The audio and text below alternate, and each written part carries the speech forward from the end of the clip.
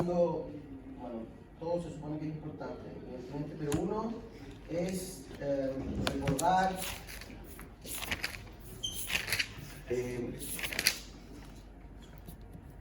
la característica, ¿no es cierto?, más relevante en términos de la eficacia de la ventilación, que es la interfaz alveolo capilar, y entonces la importancia que tiene tanto la reabsorción de agua, lo que mencionamos ayer, y es un mecanismo que descansa principalmente en el neumocito tipo 1, y la función que cumpliría el neumocito tipo 2, que es la del surfactante propiamente tal.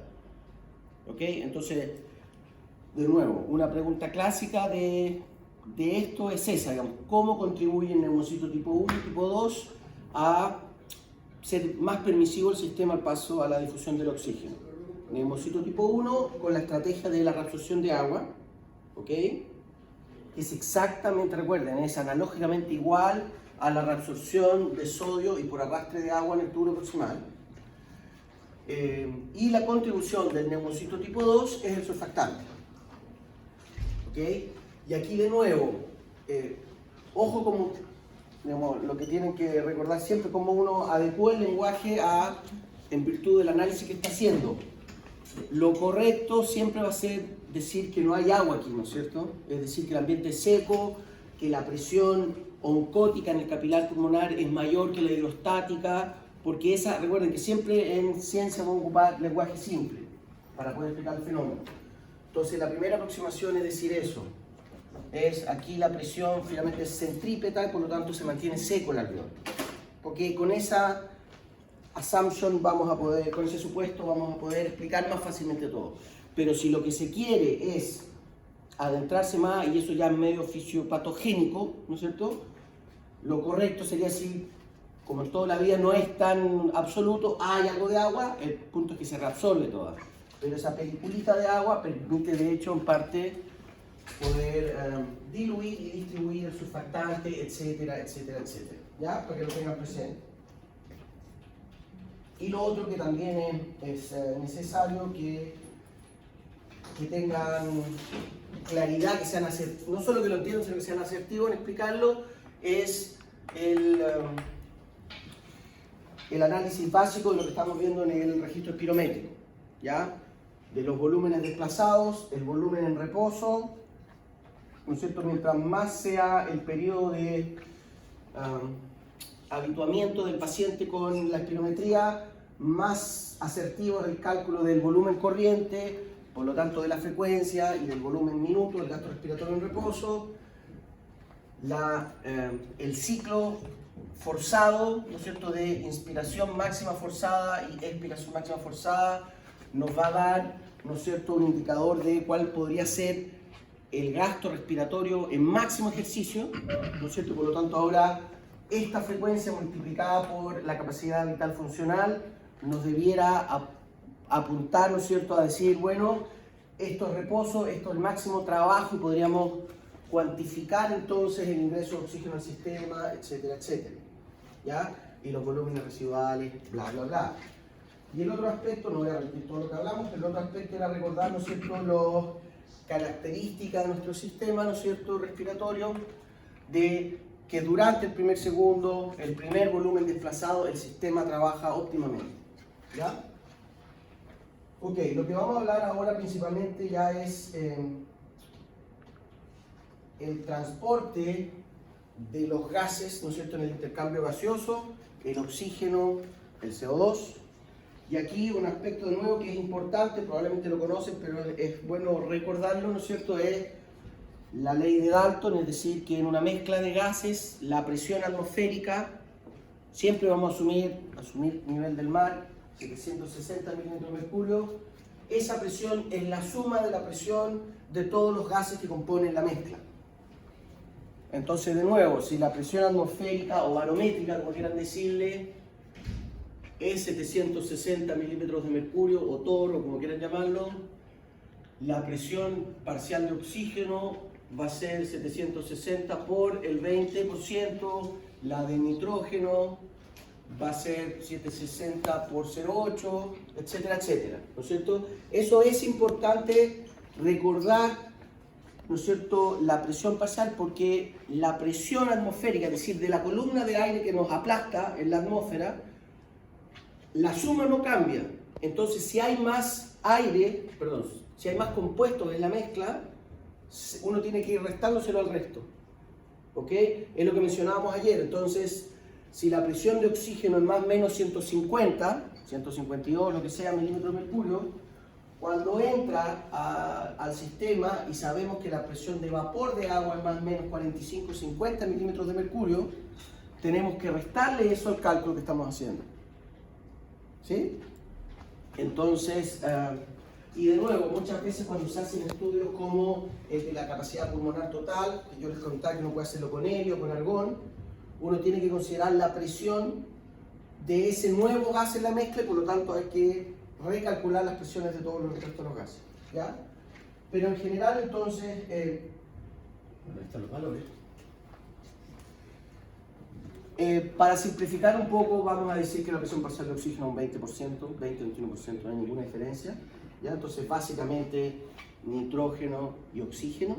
Entonces, cuando comparamos las presiones parciales de los gases con relevancia fisiológica, ¿no es cierto? Recuerden, el CO2 menos de un 1%, menos de un 0,5% realmente, de milímetros de mercurio, perdón, realmente no tiene ningún impacto en el aire atmosférico y solo va a ser relevante cuando se acumula dentro de las vías aéreas. ¿Ok? El nitrógeno es completamente inerte, por lo tanto no hay una mayor afección. Y lo que sabemos, ¿no es cierto?, que la presión parcial de oxígeno en el aire inspirado, ¿no es cierto?, va a caer en cuanto, ¿no es cierto?, entre en un ambiente saturado de vapor de agua. ¿Ya? Y como yo les decía ayer, lejos de ser un problema, eso favorece que el oxígeno se mueva hacia el alveolo. ¿Ya? Sabemos que la presión arterial de oxígeno está en el rango de los 90 milímetros de mercurio. ¿Ya? Cuando tenemos 90 milímetros de mercurio de presión parcial de oxígeno o tensión de oxígeno, como se decía antiguamente, ya estamos con una cantidad de oxígeno que tiene completamente saturada la hemoglobina, si es que estamos en condiciones, ¿no es cierto?, de un hematocrito sano, una hemoglobina viable, etc.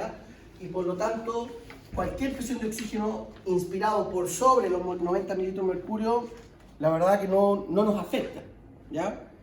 Entonces, en rigor, respirar un aire hiperóxico no cambia nuestro patrón respiratorio.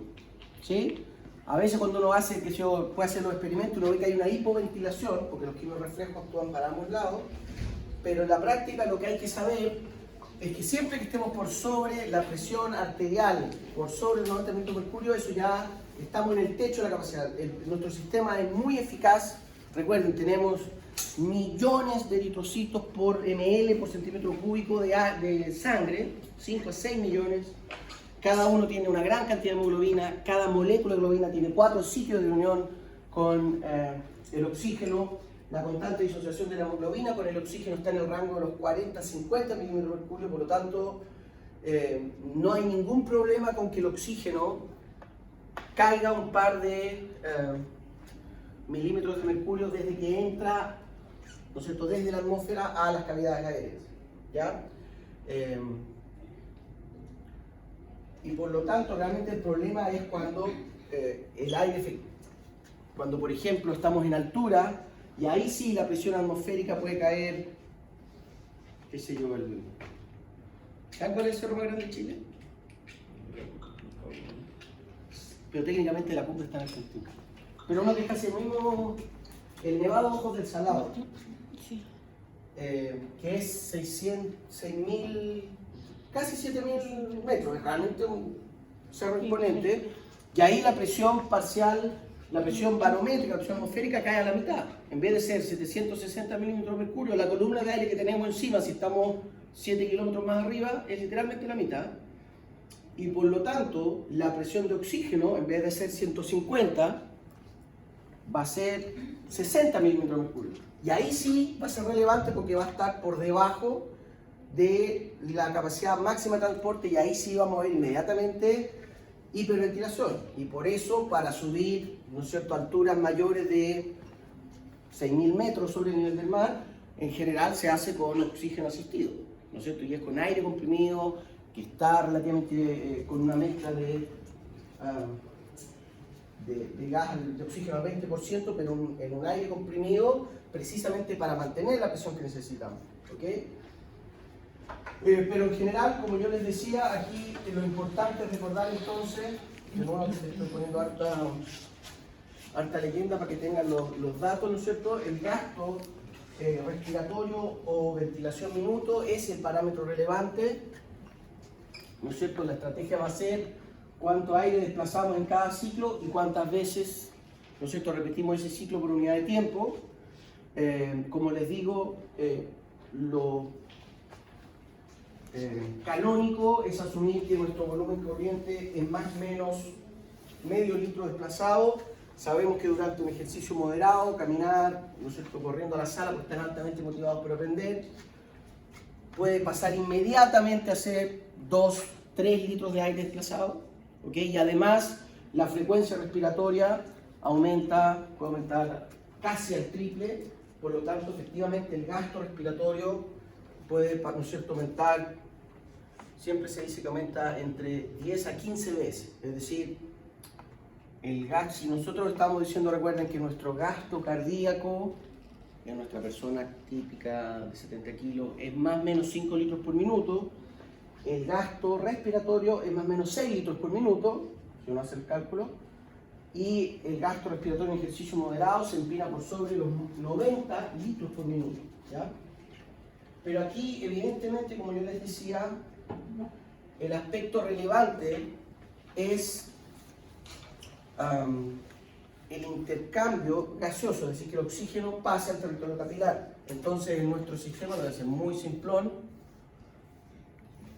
lo importante es el oxígeno acá, y por lo tanto tenemos que considerar el volumen muerto que está en todas las vías aéreas. Recuerden que en la única región donde hay intercambio es en el alveolo, ¿no es cierto? No hay en los bronquios, en ninguna otra zona. Por lo tanto, lo que precisamos es que este oxígeno llegue acá, ¿sí? Y por lo tanto, el gasto respiratorio,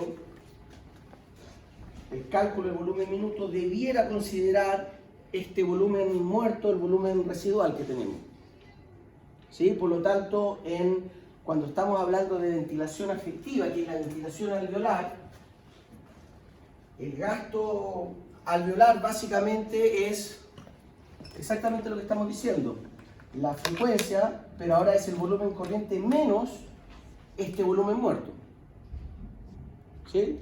Lo visualizan, ¿no? Entonces, ahí sabemos que, y creo que algo lo mencioné ayer, ¿no es cierto?, que si tenemos más o menos 1,5 litros, 1,8 litros de espacio muerto, ¿no es cierto?, de columna de aire que no desplazamos, tenemos que restarle eso a nuestra ventilación minuto para saber efectivamente cuál es la ventilación alveolar, porque ese va a ser el mejor indicador de cuánto oxígeno está entrando al sistema, ¿sí? Y de nuevo, bueno, es un poco más de lo mismo lo que se estaba enfatizando.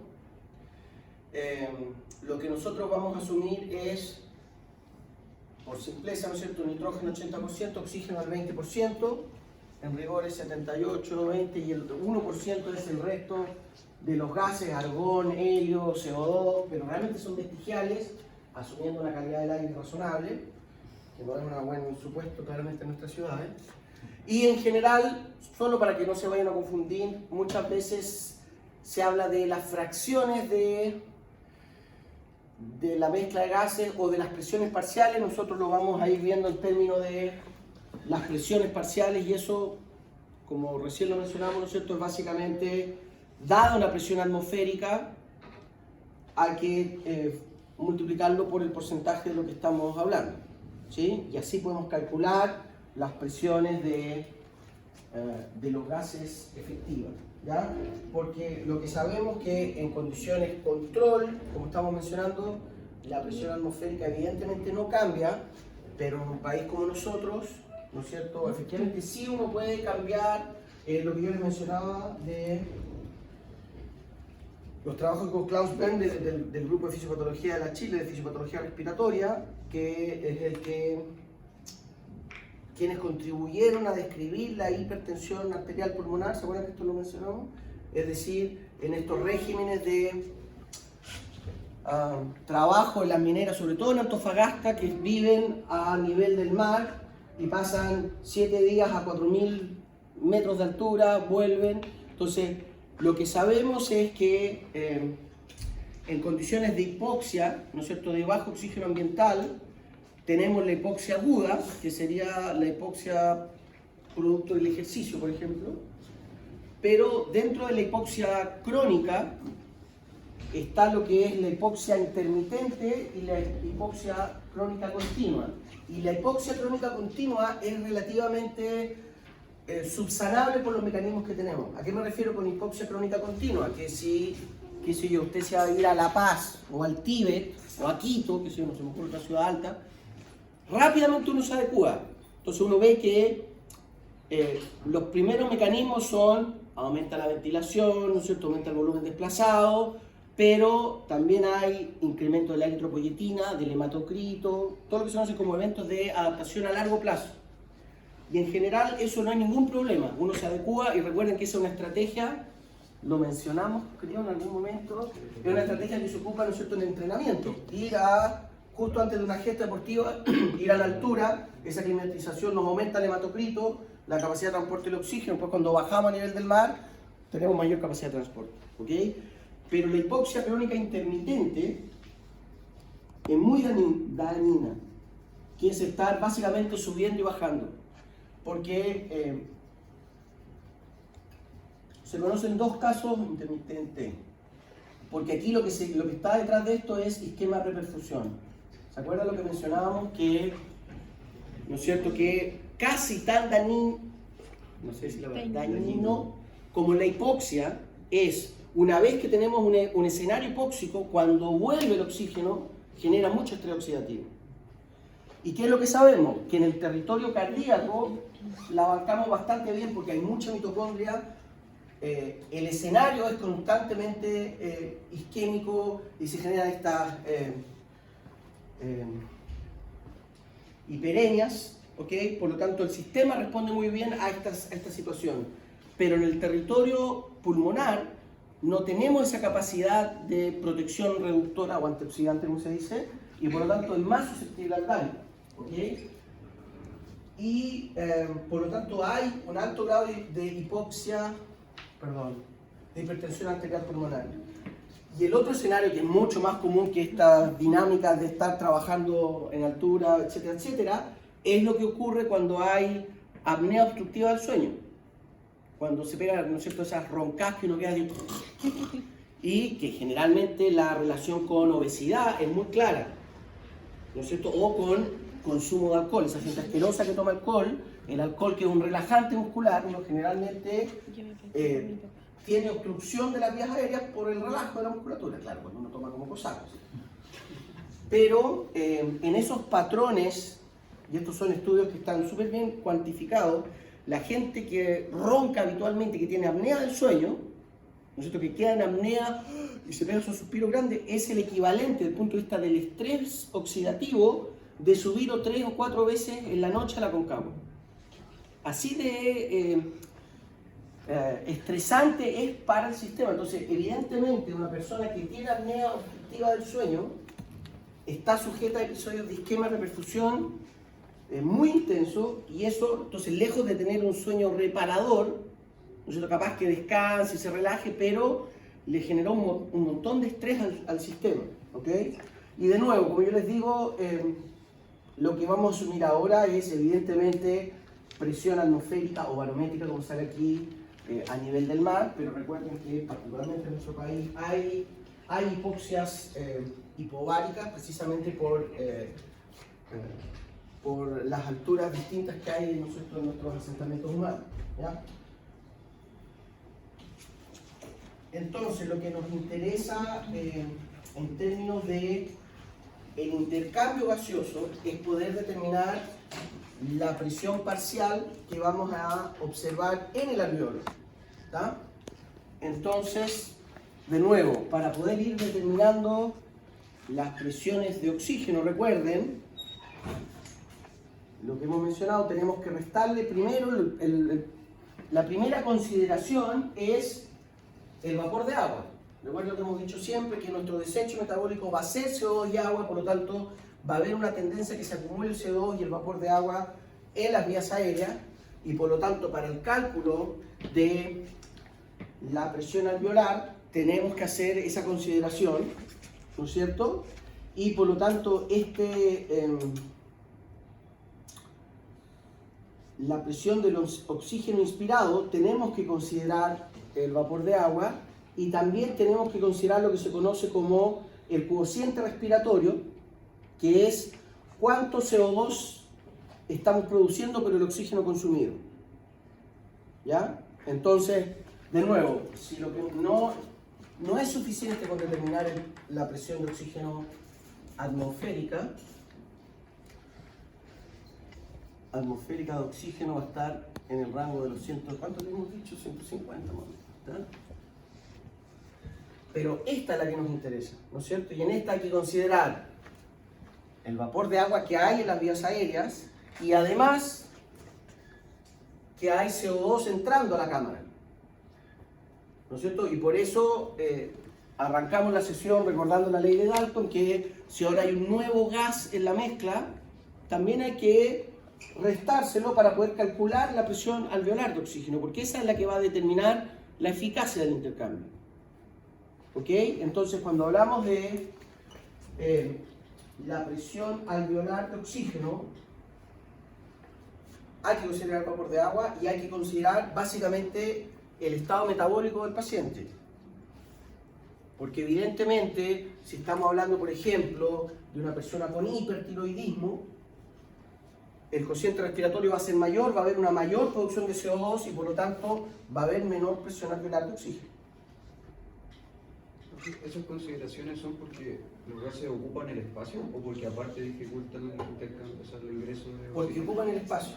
Es decir, si yo ahora le estoy metiendo, no sé, 40 milímetros de mercurio de CO2, literalmente se está haciendo espacio a colisiones con la molécula de oxígeno y por lo tanto le da menos chances de moverse vectorialmente. ¿Se fijan? Y por eso literalmente uno aritméticamente lo tiene que restar, digamos, ¿ya? Mientras mayor sea la tasa metabólica, menos espacio tiene el oxígeno para movilizarse, porque cada vez que trata, estoy diciendo muy caricaturesco, ¿no es cierto? Pero si, cuando va a cruzar, le pega una molécula de CO2 y igual que en una mesa de billar, digamos, esas son las colisiones que están ocurriendo, bien mecánico, ¿ya? Entonces es relevante porque cuando estamos calculando lo que nos interesa, uno de los parámetros más relevantes para determinar y calcular el intercambio gaseoso es precisamente la presión alveolar de CO2, ¿ok? Perdón, la presión alveolar de oxígeno y por lo tanto indirectamente la presión alveolar de CO2, porque esa va a estar determinando la del oxígeno, ¿sí? Son variables interdependientes, entonces en la presión de alveolar de CO2 va a ser básicamente lo mismo, no sé si me tiene muy rápido, ¿no? ¿Está bien? Me sigue lo que estamos mencionando, ¿no? La presión alveolar de oxígeno va a depender de la presión alveolar de CO2, ¿no es cierto? Que esto es una variable, es bivariable porque el cociente respiratorio depende también del oxígeno que estamos consumiendo, que nos permite oxidar la glucosa y generar el CO2. Entonces el CO2 y el oxígeno son interdependientes y cuando queremos calcular entonces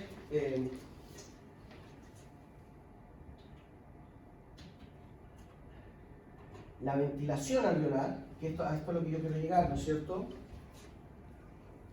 Uno de los determinantes del intercambio gaseoso efectivo va a ser precisamente las presiones de CO2, ¿ok? La presión de CO2 arterial, que por lo demás es a la cual responde el sistema de nuestros quimiorreflejos, ¿no es cierto?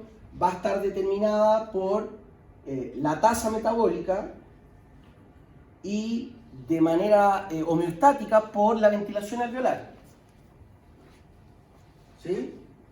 Sabemos que la presión alveolar de CO2 depende de la ventilación alveolar. Si yo ventilo más, lavo de CO2. Esa es la estrategia.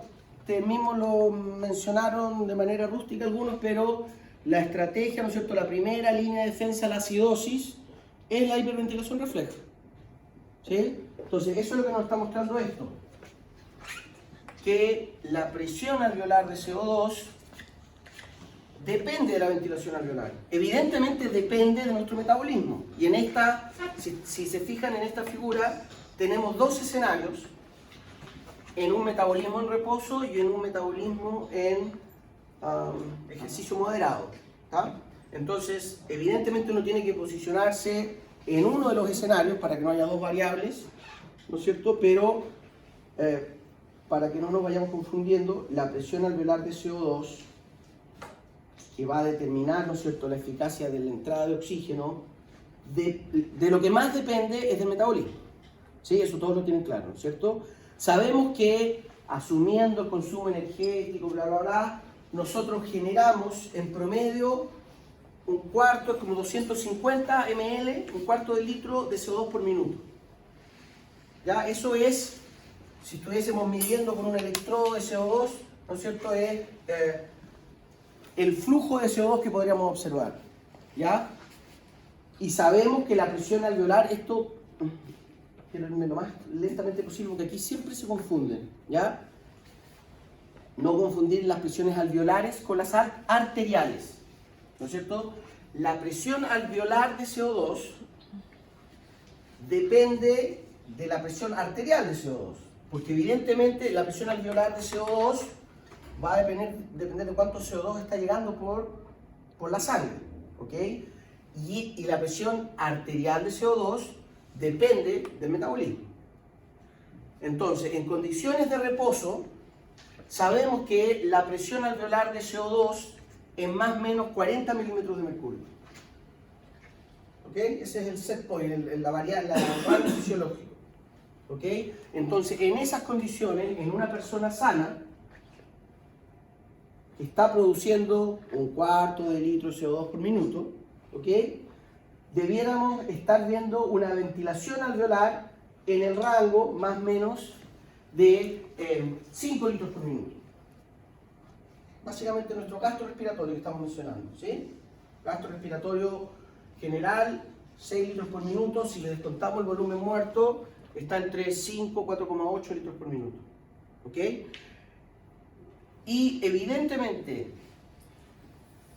si ventilamos, si yo fuerzo mi ventilación, el efecto que vamos a ver es que el CO2 empieza a caer rápidamente, porque lo empiezo a lavar. ¿Sí? Y si yo dejo de ventilar, ¿no es cierto? Si yo hago una apnea, el principal efecto que vamos a ver es que el CO2 se va para arriba.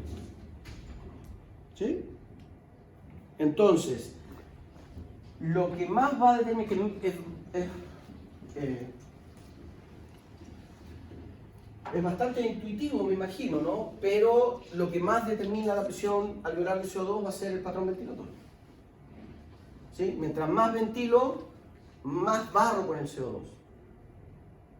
¿Sí? Y esto va a ser relevante porque si, capaz que es la figura que viene, pero igual la voy a hacer, si estamos viendo las presiones alveolares de CO2 y de oxígeno, en función de la ventilación alveolar, lo que ustedes debieran esperar es que si bien la de CO2 es así, la de oxígeno es así. ¿Sí? Es decir, mientras más ventilo, más aumento la presión de oxígeno, más oxígeno puedo detectar en el alveolo y menos CO2. ¿Ok?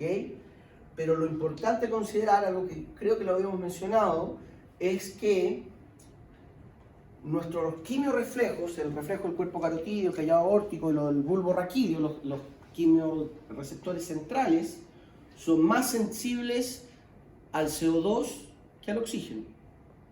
Entonces, el efecto neto, cuando uno hiperventila, hablamos de ese ejemplo en un momento cuando yo le hablé de la apnea, ¿no es cierto?, etcétera, etcétera. Cuando los buzos que hacen apnea no asistida, ¿no es cierto? Es decir, aguantan la respiración por 4 minutos y se sumergen a 100 metros. La hiperventilación por varios minutos que hacen, lo que logran es desplomar el oxígeno, pero el CO2 no cambia mayormente. Cuando uno hiperventila de manera sostenida, inmediatamente llega al techo de la capacidad de transporte de oxígeno. ¿Ok? Lo que realmente hacemos cuando hiperventilamos es bajar muchísimo el CO2. Y el CO2 es el que genera la disnea más marcada. Cuando tenemos ganas de respirar es porque se nos acumuló el CO2 más que el oxígeno.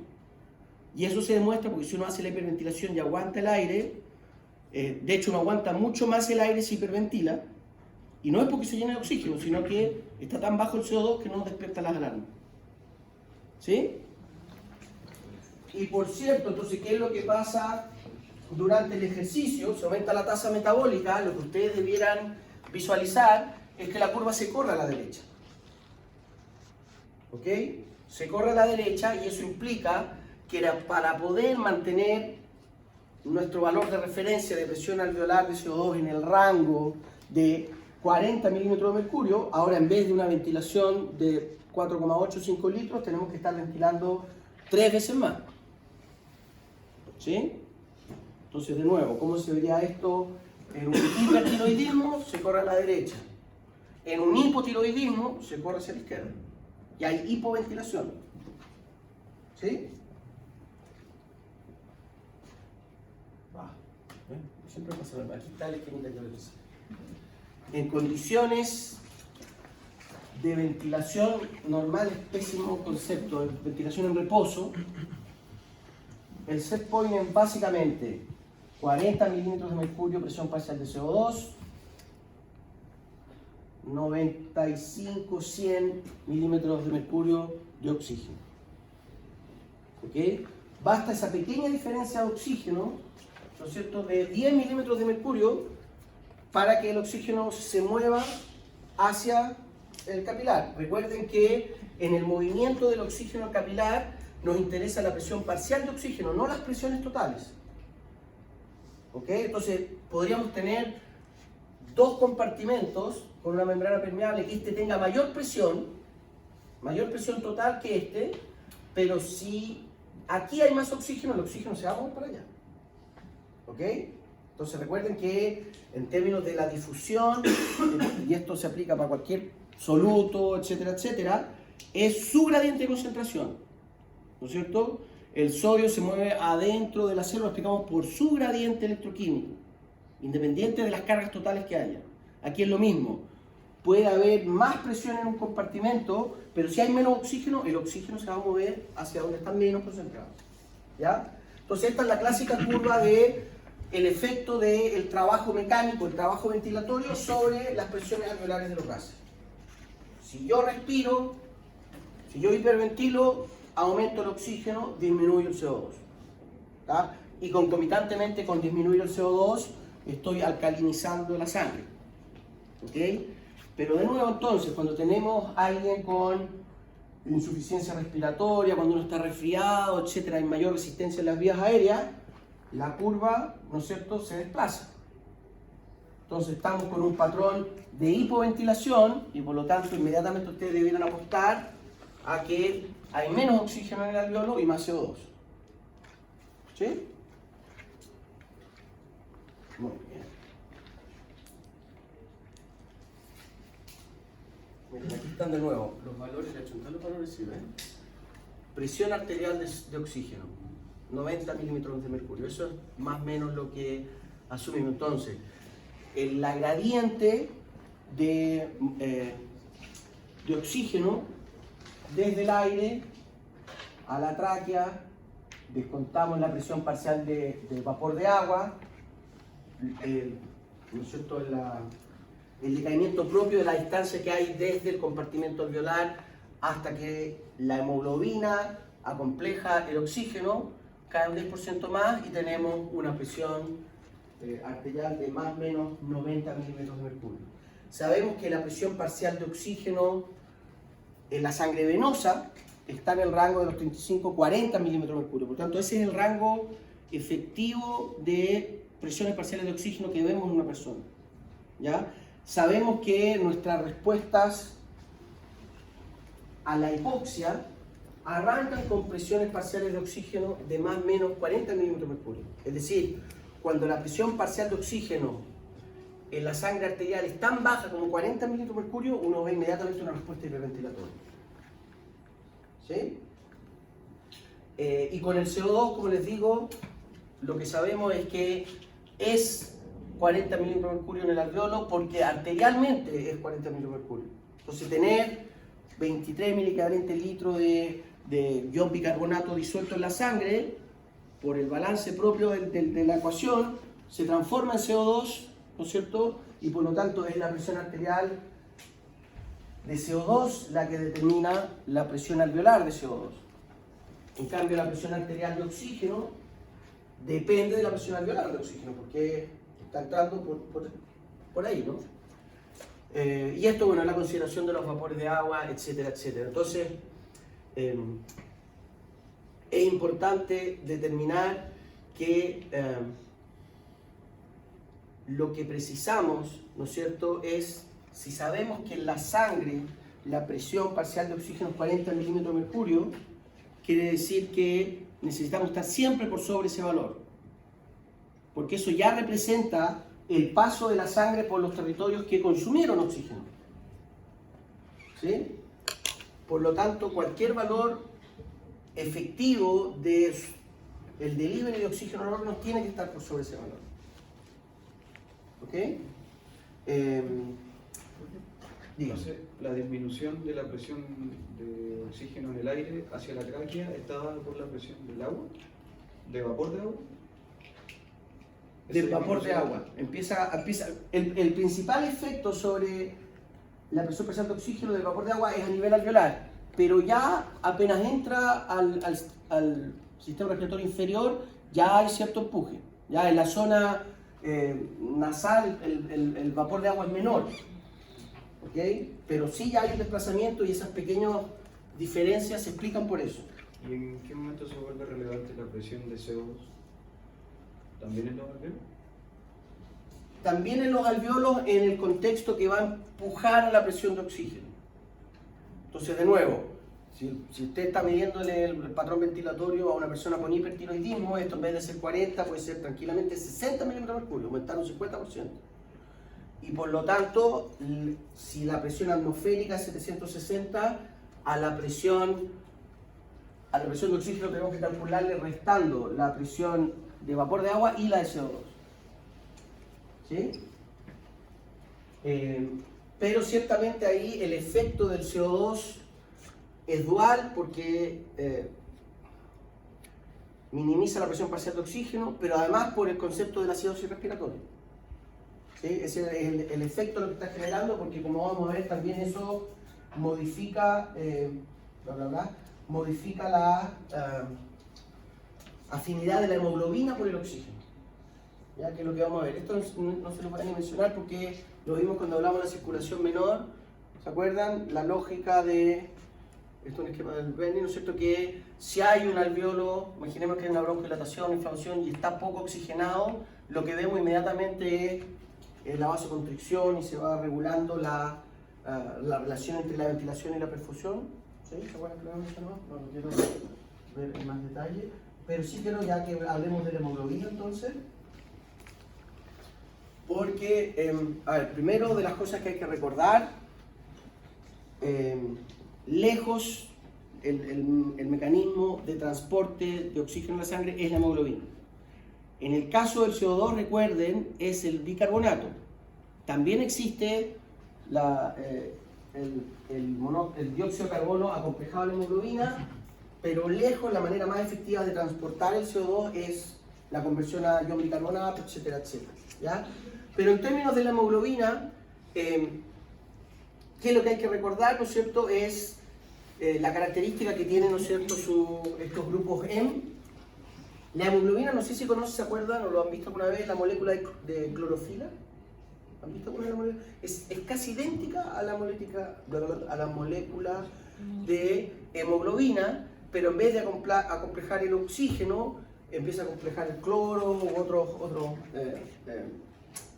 aniones. ¿Ya? Pero aquí claramente lo importante, ¿no es cierto?, es que en el grupo M los nitrógenos estabilizan al hierro en un estado relativamente reducido, ¿ya?, que va a ser hierro más 3, y por lo tanto eso lo hace muy susceptible de oxidarse, de acomplejar al oxígeno. ¿Sí? Y lo que sabemos es que en la molécula de hemoglobina existen 4 grupos M, y por lo tanto, ¿no es cierto?, la capacidad de absorber, de acomplejar el oxígeno es bastante alta, y el hecho que se vaya oxidando el hierro del grupo M hace que, de hecho, la hemoglobina cambie de color, ¿no es cierto? Cuando se oxida el hierro se vuelve color cobrizo rojo fuerte, que es la característica de la sangre arterial oxigenada, en contraposición de la sangre venosa, que estamos por debajo de la constante de disociación del hierro con el oxígeno, y por lo tanto la sangre se ve más cianótica, azulada, ¿ya? ¿Y qué es lo que sabemos? Que este es un mecanismo, ¿no es cierto? Vamos a hablar de oxihemoglobina cuando estemos hablando del complejo hemoglobina con oxígeno. Es muy efectivo para el transporte, pero no es muy selectivo, ¿no es cierto? El grupo M es un grupo relativamente planar, y por lo tanto moléculas que sean similares al oxígeno eventualmente pueden competir con él, que es lo que ocurre principalmente con el monóxido de carbono, ¿no es cierto? Lo complejo del monóxido de carbono, ¿no es cierto?, que es muy habitual en la mala combustión de algunos gases, que además no tiene olor, entonces uno no lo siente, la típica intoxicación en los departamentos, ¿no es cierto?, que el monóxido de carbono tiene mucha mayor afinidad por el grupo M, por lo tanto desplaza el oxígeno, y por lo tanto, ¿no es cierto?, no somos capaces de transportarlo y nos morimos de hipoxia. ¿Sí?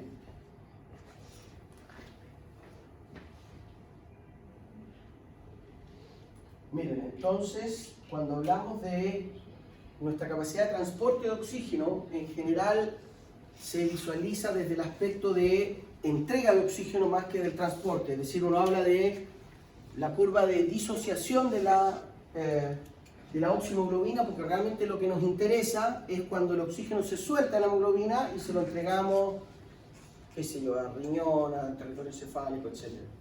Entonces, ¿qué es lo que sabemos? ¿No es cierto? Que evidentemente la saturación de la hemoglobina, es decir, eso se refiere a que la hemoglobina esté con sus 4 grupos M completamente acomplejada de oxígeno,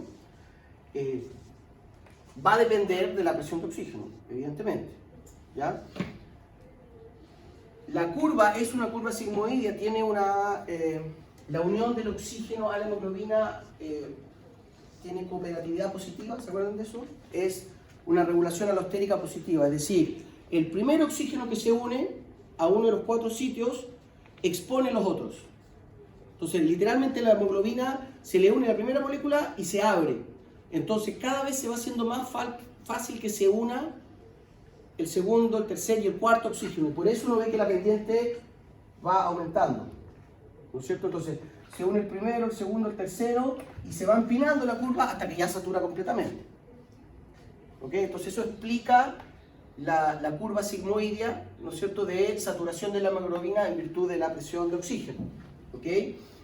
Y lo que sabemos es que el clásico indicador, ¿no es cierto?, la constante de disociación, si quieren verlo así, la presión de saturación máxima media, está en el rango de, yo me fui un poco para arriba, de los 30 milímetros de mercurio. Yo había dicho 40, creo. ¿Okay? 30 milímetros de mercurio es más o menos la presión de oxígeno en la cual lo que vemos es que la mitad de la hemoglobina va a estar sin oxígeno, que es precisamente lo que está ocurriendo en el territorio entre arterial y venoso. ¿Se acuerdan que mencionamos hace un par de años, para no confundir los valores, vamos a ocupar exactamente lo mismo que estábamos mencionando? La presión arterial de oxígeno, 90, esto es a nivel de aorta, probablemente, qué sé yo, en una arteria más pequeña podría llegar a ser 50, 60 milímetros de mercurio. La venosa, entonces, de oxígeno va a estar en el rango de los 40 milímetros de mercurio, Por lo tanto, ese es el valor efectivo en donde ocurre la entrega de oxígeno. ¿Ok? Por lo tanto, no debiera extrañarles que precisamente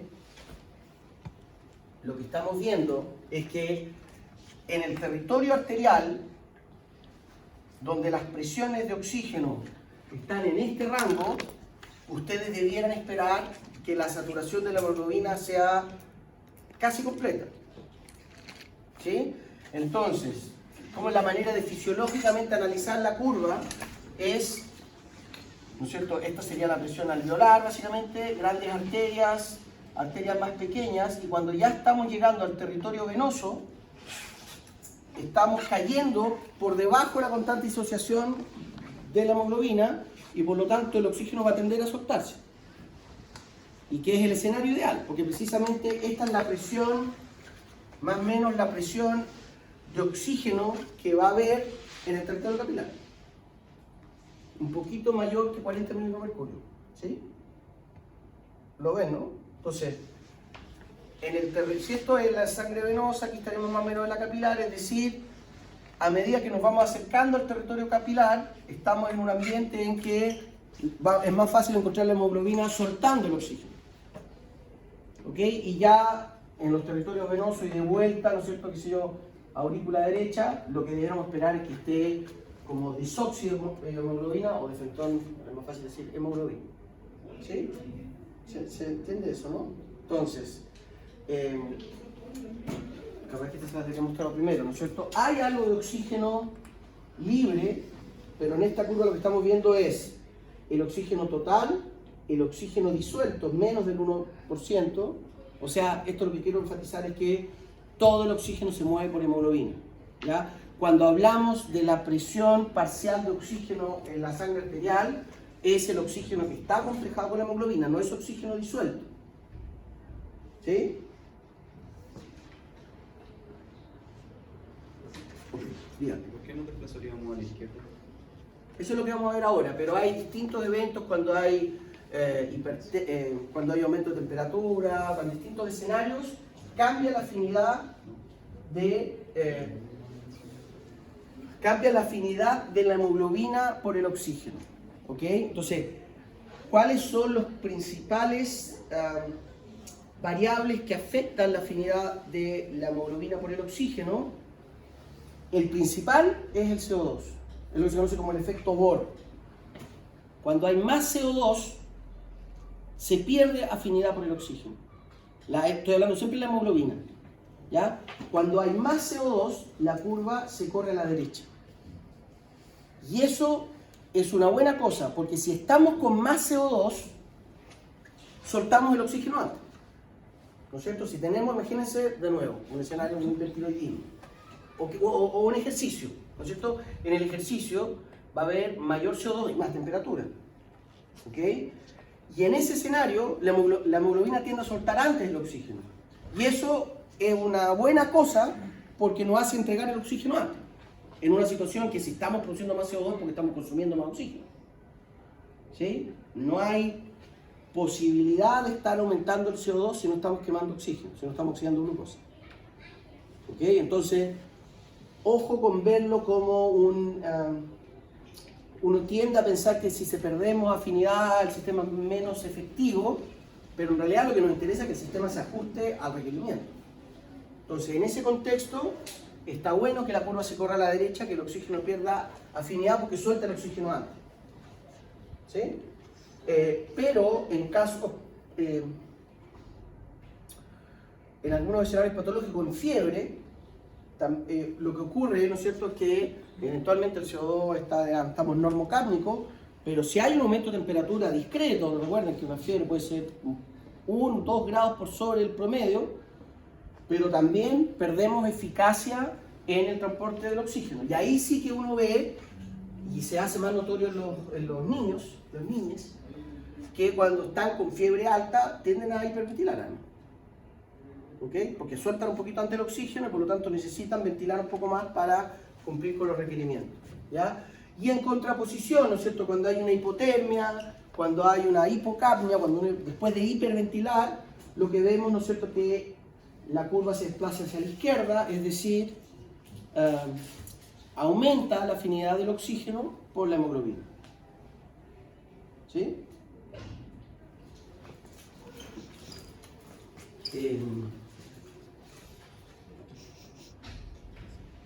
¿Algo más que decir? No, eso. Aquí lo importante, ante una potencial pregunta de prueba, es que ustedes hagan, recuerden, la lógica de interpretar esto, ¿no es cierto?, en virtud del escenario que estamos viendo. Es decir, no debiéramos esperar que el oxígeno se desprenda de la hemoglobina en todo el territorio arterial. Y el porcentaje de saturación de la hemoglobina en la sangre arterial debiera estar por arriba del 95%. ¿Ok? Y a medida entonces que estamos entrando en el territorio de intercambio es cuando esperamos que rápidamente la hemoglobina, ¿no es cierto?, suelte el oxígeno y por lo tanto ese oxígeno realmente llegue a la cadena transportadora de electrones de las células que lo precisan. ¿Ok? Y no debiéramos ver sangre roja en el territorio venoso porque el hierro no va a estar oxidado, por lo tanto no se va a ver el color clásico rojizo de la sangre. ¿Sí? Y lo otro que está afectando también el transporte de oxígeno, esto es condiciones netamente fisiológicas, ¿no es cierto?, cambio de la afinidad, pero ahora evidentemente el hematocrito, ¿no es cierto?, la cantidad de hemoglobina que tengamos, la cantidad de eritrocitos que tengamos, va a determinar la eficacia del sistema. ¿Sí, no? Es decir, una cosa es la curva, pero lo que realmente importa es cuánto oxígeno estamos moviendo y eso va a depender ahora de la cantidad de hemoglobina y de hematocrito. Entonces, recuerden que lo clásico de la anemia siempre uno cuenta por el escenario más simple. Si uno está viendo que las presiones parciales de oxígeno son bajas, lo primero que uno asume por prevalencia es que hay un bajo conteo de glóbulos rojos, que el hematocrito está bajo, que puede ser falla renal, por eritropoyetina, por algún problema en la médula ósea, etcétera, etcétera.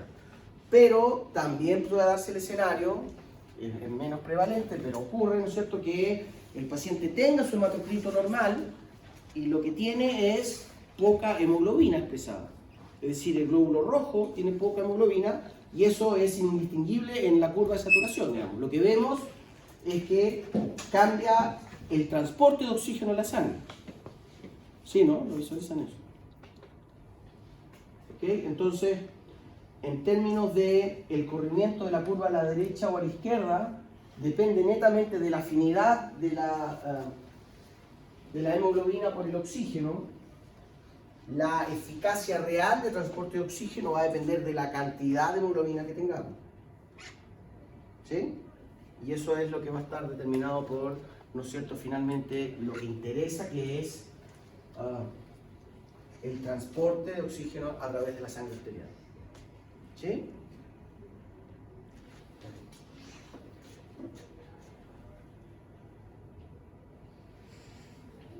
Esto es solo para enfatizar el punto que les estaba mencionando de los problemas habituales que vemos con monóxido de carbono, con cianuro, con otros gases tóxicos que generan. Esto sería, ¿no es cierto?, el envenenamiento por monóxido de carbono es hipoxia citotóxica. ¿Ok? Es decir, la afinidad que tiene el CO2 por la hemoglobina es tan alta, ¿no es cierto?, que pequeñas concentraciones de CO2 en la mezcla de aire que respiramos inmediatamente desplazan el oxígeno y por lo tanto se genera la hipoxia. ¿Ok? En el caso del cianuro, de hecho, es peor porque el cianuro se acompleja con el grupo M y además el cianuro compite con la citocromo, el complejo 4 de la cadena mitocondrial. Entonces ataca por dos lados. Por un lado, la capacidad de transportar el oxígeno y ataca también directamente a la mitocondria la capacidad de ocuparlo como último sector de electrones. Entonces, realmente el cianuro es mucho más efectivo si ustedes quieren envenenar a su corazón. ¿Okay? Lo que pasa es que con el monóxido de carbono el problema que tenemos que es un gas de combustión habitual en la mezcla propano-butano que ocupamos, el gas de casa, digamos, de combustión de cocina, de calefacción, etcétera, etcétera. ¿Ya?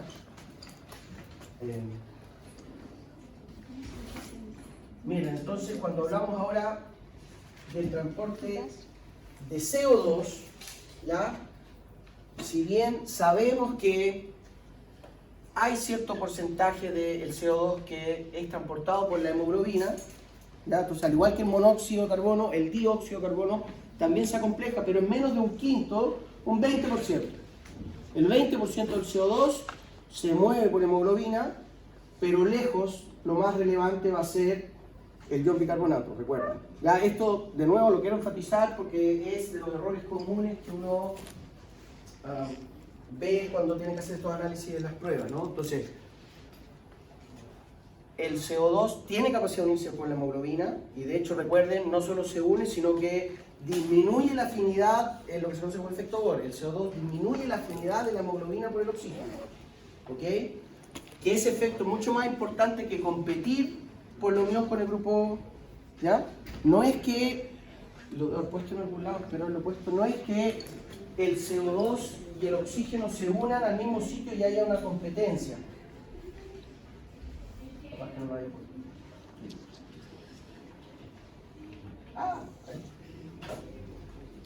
Sino que modifica el sitio de unión y por lo tanto el oxígeno se une más difícilmente, ¿ya? Entonces, el CO2 va a ser relevante porque es desecho metabólico, ¿no es cierto? Tenemos un porcentaje mínimo que se va a transportar efectivamente en la sangre, pero lejos la capacidad de transporte va a estar dependiendo de los glóbulos rojos, del hematocrito, por lo tanto va a depender indirectamente de función renal por el tono de eritropoyetina y la cantidad de glóbulos rojos que vamos a estar movilizando. También hay un montón de otras proteínas similares a la hemoglobina en el plasma, algunos factores sanguíneos que tienen grupos carbamidos, es decir, que el CO2 se les une al grupo nitrógeno, y eso también es una estrategia de transporte del CO2, pero lejos lo más relevante es la conversión de CO2 en ion bicarbonato, ¿ya? Recordar que los glóbulos rojos tienen anhidrasa carbónica, por lo tanto la reacción va a ser muy efectiva, ¿ya? Y en términos de la regulación de la ventilación, aquí sí les quiero recordar con un poco más de detalle lo del reflejo ventilatorio, ¿ok? Que básicamente el fenómeno que uno observa es hiperventilación refleja a la hipoxemia, ¿ok? Que se da exactamente lo mismo cuando es una hiperventilación a la hipercapnia o una hiperventilación a la asfixia, que es ambos fenómenos juntos, ¿ya? Entonces aquí lo que ustedes tienen que recordar, porque siempre tienden a confundirse, primero en este esquema, esto sería bifurcación carotidia, esto es el cuerpo carotidio, esto es el glosofaringio, no es el vago, siempre me acuerdo a última hora y no cambio la figura, ¿ya? Pero esto no es el vago, esto es el glosofaringio. El vago inerva el callado aórtico, la región cardíaca, esto es más hacia el encefálico, ¿ya? Pero lo importante entonces, porque de nuevo la prueba, algunos no fueron muy prolijos y lo confundieron con el reflejo baroreceptor. El quimiorreflejo son células, de hecho son células neuroepiteliales adaptadas que se conocen como las células glómicas.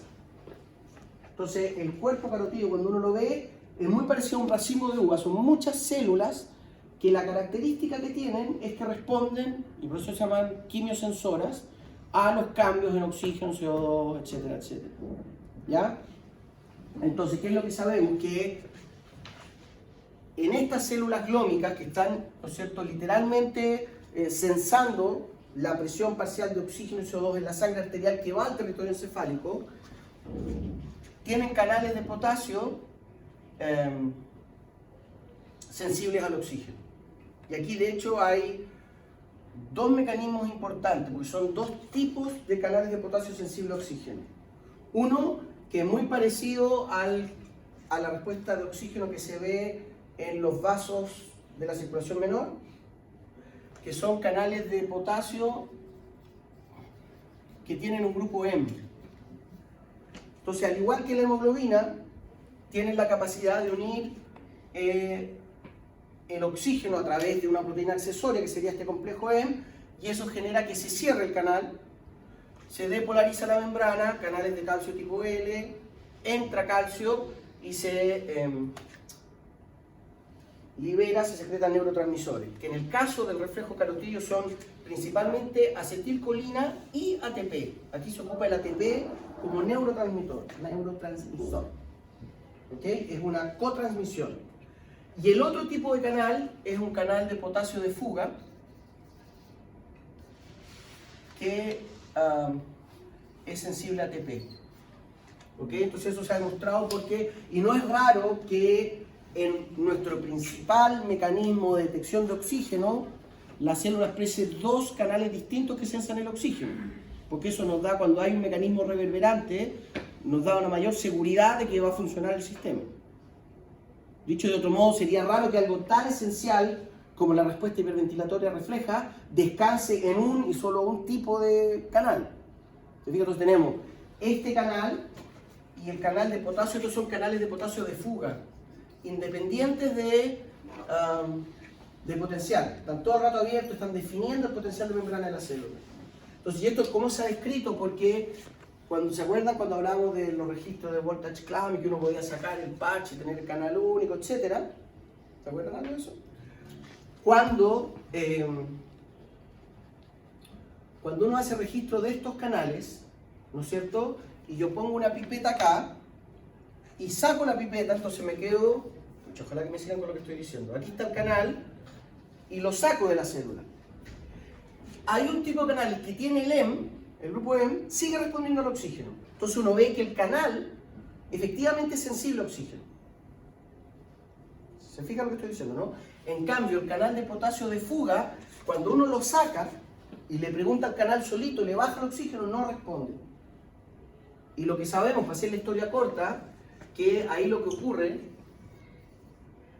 es que las células glómicas, estas células quimiosensoras, tienen mitocondrias adaptadas que son muy sensibles al oxígeno. En general, la mitocondria de cualquier célula de nuestro cuerpo tiene una km de oxígeno, o sea, la cantidad de oxígeno que necesita para que la cadena transportadora de electrones sea viable es como de 3 milímetros de mercurio de oxígeno.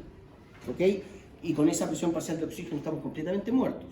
Entonces, por mucho tiempo no se podía explicar, porque evidentemente cuando se empezó a estudiar esto, cuando empezó a aparecer la biología celular, en los años 60, todo el mundo apostó que la estrategia, entonces la pregunta de cómo somos capaces de detectar el oxígeno, dijeron, bueno, la mitocondria, porque sabemos que la mitocondria ocupa el oxígeno. Y cuando empezamos a tener herramientas para hacerle preguntas a la mitocondria, biología molecular, vieron que uno, qué sé yo, agarra una neurona, le saca una mitocondria y le empieza a bajar el oxígeno y la mitocondria sigue funcionando, y llega a valores de oxígeno que una persona está muerta.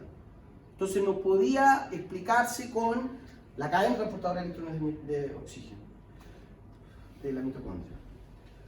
Pero una de las características esenciales de nuestras células quimioreceptoras del cuerpo carotídeo, que precisamente responden a una hipoxia moderada, 40 milímetros de mercurio, uno ya empieza inmediatamente a respirar, uno empieza una hiperventilación. Y lo que sabemos entonces es que la cadena transportadora de electrones de ese tipo, la mitocondria de las células glómicas del cuerpo carotídeo necesitan mucho más oxígeno. Tienen una cadena transportadora de electrones de muy baja afinidad, por lo tanto necesitan harto oxígeno para responder. Y por lo tanto lo que ocurre es que baja el oxígeno, se desploma el ATP, y cuando cae el ATP se cierra este canal. Este canal es distinto al canal, capaz que no voy a darle tanto mecanismo, en fin, pero este canal de fuga no es el mismo tipo de canales de potasio presente en la célula beta. ¿Se acuerdan que en la célula beta pancreática lo que decimos es, entra la glucosa, se produce más ATP, se cierra el canal? ¿Sí? Acá este canal de ATP, cuando cae el ATP se cierra el canal. Entonces son dos canales de potasio sensible a ATP distintos. Este, el de la célula beta, se cierra con ATP.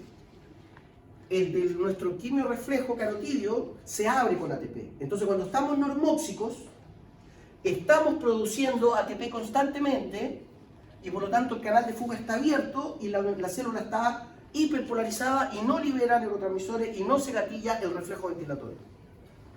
Cuando cae el oxígeno, cae el ATP, se cierra el canal y ahí sí que se genera el evento. ¿Sí? Entonces, para que no lo... Y esto es relevante porque este tipo de canal, sensible ATP, también está presente en algunas células en el hipotálamo de los grupos que son sensores del estatus metabólico, que también se cree que opera el mismo mecanismo, que no se ha demostrado, pero se apuesta que sería lo mismo, que son neuronas en que tienen mitocondrias con baja afinidad al oxígeno, por lo tanto el oxígeno cae un poco, y estos canales le permiten estar midiendo más o menos los niveles de oxígeno que hay, que sería un indicador de estatus metabólico, etcétera, etcétera. ¿Okay? Lo importante a recordar aquí, no se va a borrar nunca más, es que si bien tenemos otros quimiorreflejos, esencialmente en el callado aórtico ocurre lo mismo, y de hecho también tenemos células glómicas, no se llama cuerpo carotídeo porque no está en la carótida evidentemente, pero si nosotros cortamos, esto es la rama carotidia del glosofaringeo, recuerden, no del vago. Si nosotros cortamos el nervio carotidio, se acaba la ventilación refleja. Entonces, o si uno tiene una neuropatía, una atrición de la rama carotidia del glosofaringeo, uno no responde a la hipoxia con hiperventilación y de hecho se puede morir. ¿Okay? Y hay algunas, estos son estudios del profesor Vivaldi, el actual rector de la Chile, que en algunas patologías del sueño, en que hay apneas de sueño, hay problemas de conducción en el nervio carotidio. Entonces uno, durante el dormir, digamos, baja el oxígeno y uno no responde con la ventilación refleja, por lo tanto uno queda anóxico por cortos periodos de tiempo y uno se despierta con una disnea tremenda, muy estresado, etcétera, etcétera. ¿Ok? Eso. Entonces, siempre que estemos hablando de disnea, es decir, de tener la sensación que estamos respirando, nos estamos ahogando en ejercicio, etcétera, el principal mecanismo va a ser el monitoreo de la sangre carotidia, es decir, la cantidad de oxígeno que de alguna manera va a llegar al encéfalo. Eso es lo que nos gatilla, esa va a ser la primera línea de respuesta en términos de una hipoxemia. En los ajustes, cuando empecemos a hablar ahora de los ajustes del gasto cardiorrespiratorio, ¿no es cierto? Los 6 litros de aire que movemos por minuto, los 5 litros de sangre que movemos por minuto, la estrategia de cambiar, ¿no es cierto?, de optimizar la entrada de oxígeno, la da el reflejo carotidio, el quimiorreflejo carotidio. Y aquí estaría el varorreflejo, para que no se confunda como algunos se confundieron en la prueba. No me acuerdo cuál era la pregunta, pero... ¿Cuál era? La de la... Me fue mal en la prueba, muchachos. La pregunta de por qué una hipernatremia generaba presión... ¿Cómo era la pregunta? Era eso, ¿no? ¿Por qué la hipernatremia genera un aumento de la presión arterial? Que lo vimos en clase, lo vimos como hipernatremia, como hiperglicemia. Y ahí la respuesta... que yo de nuevo, y por eso es importante que ustedes me digan si entienden o no, para mí era de las preguntas fáciles, y a la luz de los resultados no fue de las preguntas fáciles. Pero la hipernatremia, ¿qué es lo que genera? Hiperosmolaridad, y directamente el hipotálamo paraventricular y supraóptico descarga ADH, efecto antidiurético hipertensivo. Y por otro lado, y esa es la más rápida, y por otro lado, la hipernatremia genera aumento de la presión oncótica, cae la velocidad de filtración glomerular, reclutamos sistema renina-angiotensina, hipertensión. Esa era la respuesta. Entonces, en el mundo ideal del profesor Vara era la respuesta bifásica, la parte rápida es hiperosmolaridad, ADH, la lenta, presión oncótica, velocidad de filtración, renina-angiotensina, pero más robusta, hipertensión.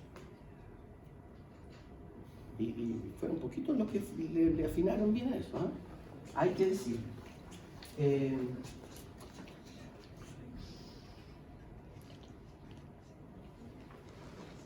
Ya, dejémoslo hasta aquí.